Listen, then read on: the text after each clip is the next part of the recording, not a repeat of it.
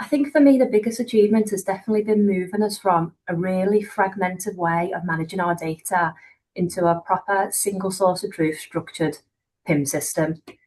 Like Lynn said, when we really started, everything was spread across multiple spreadsheets in different systems, different business units, managing data differently.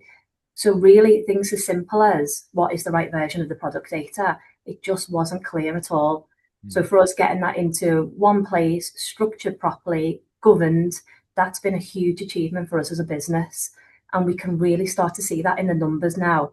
You know, we've got thousands of products and items in the system, along with supporting data now, like images, documentation, spec sheets. That just wasn't possible beforehand.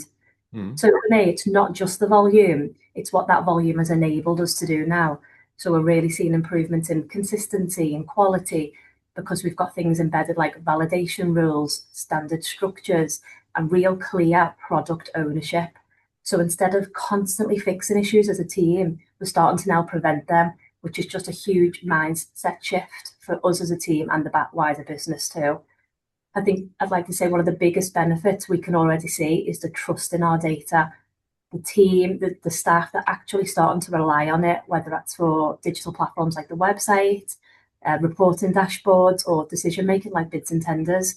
That just wasn't the case beforehand. So overall, I think the biggest achievement, it hasn't been implementing the system, although that is a massive achievement in itself. And at times, the product data team, they've worked their absolute socks off to get high quality data into that system. It's really been us changing how the business thinks about using the data. And we're already seeing benefits on how quickly, consistently, and confidently we can work with it.